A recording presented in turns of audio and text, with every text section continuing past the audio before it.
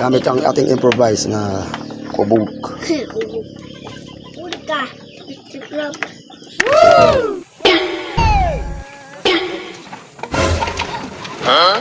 Baba natin mga kalakal.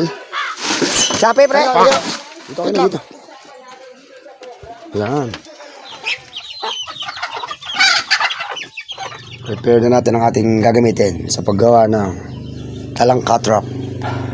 Yan, gagamitin natin materyales na galing lang sa junk shop na binili natin. Yan, tsaka ito.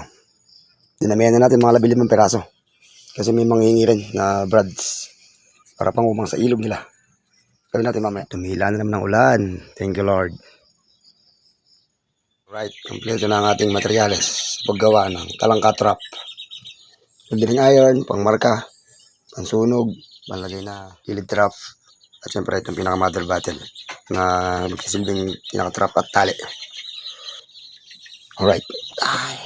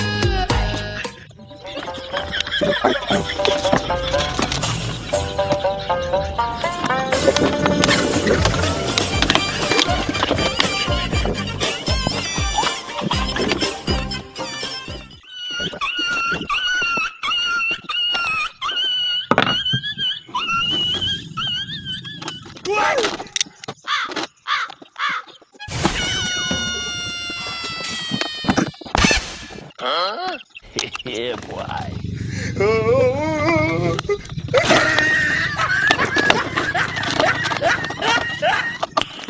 Nice.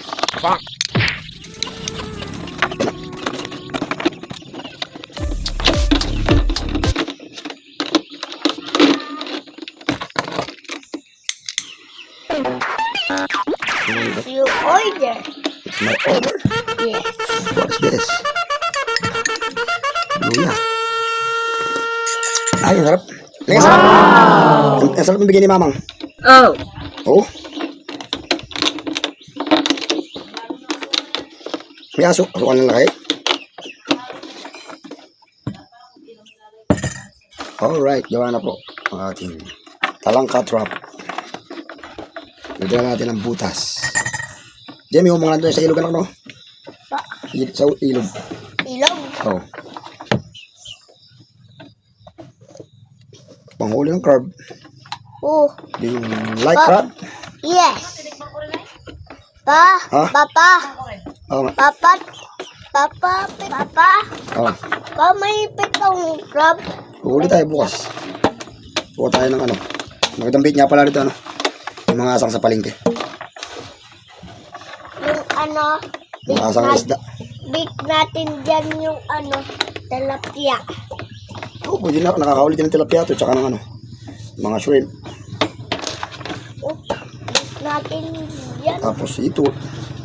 Depende sa bait. Tsaka sa ganda ng tubig. Yung mga lupyo. Ay, gawa na ako. Meron tayong first drop. Ay. Matatrap dito si Mr. Crab. Oh, si Mr. Crab. Huli natin. Gamit ang ating improvise na kubog. Dali ka, Mr. Crab. Punta. Mr. Crab. Okay, paano na? Alright, ano. Ang sarap ng turmeric galing Bahrain. Quality, tita. Ang bigay mo. Ano halo niya? May honey.